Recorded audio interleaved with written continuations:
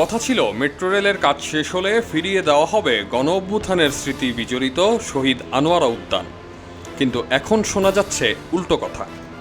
উদ্যান পুনর্নির্মাণ করা তো দূরের কথা, বরং পার্কের জায়গায় প্লাজা বা শপিং মল তৈরির পায়তারা চলছে, আর এতে বেজায় ক্ষেপেছেন এলাকাবাসী।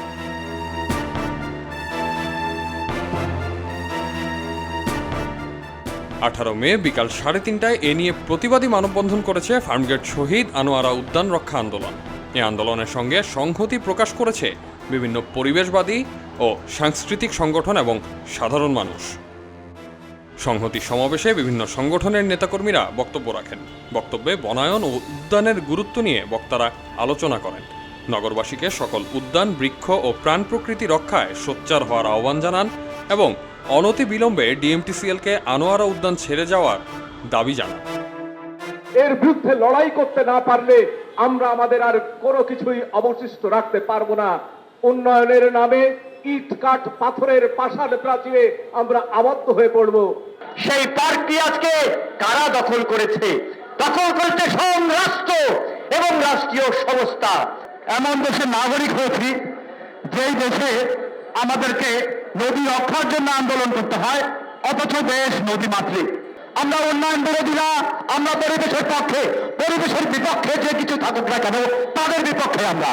যেখানে ঢাকা শহর অসহনীয় তাপে আমরা ভুগছি, আর এই সময় এইভাবে যদি একটার পর একটা উদ্যান হারিয়ে যায় আর গাছ কাটা যদি বন্ধ না হয়, তাহলে ঢাকা শহরে মানুষ বসবাস করতে পারবে না।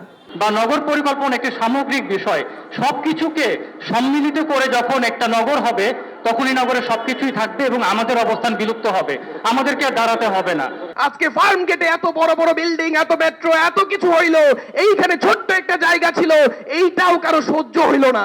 এইখানেও ব্যবসা করতে হইব, এইখানেও মেট্রো বিল্ডিং করে দিলেন, মেট্রো করছেন, মেট্রোতে মানুষজন উঠতে পারতেছে, খুব খুশি। এইবার আপনারা ঘরে ফিরে যান, মেট্রো সবকিছু এখান থেকে তুলে না যায়, এইখানে বাচ্চাদেরকে খেলতে সুযোগ করে দেন। মানববন্ধন থেকে ঢাকা ম্যাস ট্রানজিট কোম্পানি লিমিটেডকে 30 দিনের আলটিমেটাম দেওয়া হয়। আগামী 30 দিনের মধ্যে নগরবাসীকে আনোয়ারা উদ্যান ফিরিয়ে দেওয়া না হলে আইনি পদক্ষেপ নেওয়া হবে বলে জানান আনোয়ারা উদ্যান রক্ষা আন্দোলনের সমন্বয়ক আমিরুল রাজীব। আমরা এই 30 দিনের আলটিমেটামটা দিলাম, আপনারা নিজের সম্মান নিয়ে সুন্দরভাবে নগরবাসীর সাথে সহায়তা করে এখান থেকে অন্য কোথাও স্থানান্তর করুন এবং কথা দিয়েছিলেন পার্কটি আগের অবস্থায় ফেরত দিবেন। গণপূর্ত অধিদপ্তর, ঢাকা উত্তর সিটি কর্পোরেশন এবং ডিএমটিসিএল কর্তৃপক্ষ 3 জনকেই দায়িত্ব নিতে হবে এই উদ্যান ফেরত দেওয়ার ব্যাপারে। আপনাদের যে কোনো মূল্যে এটা ফেরত দিতে হবে, নইলে আমরা জানি আন্দোলন করে কিভাবে আদায় করতে হবে। তার নমুনা 7 মসজিদ গাছ রক্ষা আন্দোলন, তার নমুনা হচ্ছে সোহরাওয়ার্দীতে। আমাদের সাথে আপনারা যারাই এই বিষয়ে বিরোধিতা করেছেন, পরে একমত হতে হয়েছে। আমরা নিশ্চিত এই উদ্যান আমরা ফেরত পাব। আপনারা আমাদের উদ্যানটি ফেরত দিয়ে যথাযথ আইনি কাগজপত্র সম্পাদন করবেন এবং আমাদেরকে সাথে নিয়ে আপনারা এই উদ্যানকে আবার সবুজ উদ্যান হিসেবে গড়ে তুলবেন।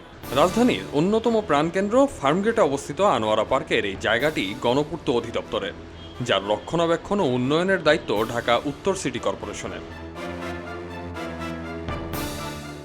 গণপূর্ত অধিদপ্তরের অনুমতি নিয়ে 2018 সাল থেকে জায়গাটি মেট্রো রেলের প্রকল্প অফিস ও নির্মাণ উপকরণ রাখার কাজে ব্যবহার করে আসছে ডিএমটিসিএল। এখন মেট্রো প্লাজা তৈরি করে জায়গাটি নিজেদের করে নিতে চাইছে মেট্রো রেল কর্তৃপক্ষ। নগরবাসী বলছেন, প্রকৃতি ধ্বংস করে নয়, উন্নয়ন হতে হবে পরিবেশ বান্ধব। আহমদ সিফাত, খবরের কাগজ। এলো মুক্ত চিন্তার স্বাধীন দৈনিক খবরের কাগজ। এখন খবর হবে নিখাত, নির্ভীক, নিরপেক্ষ।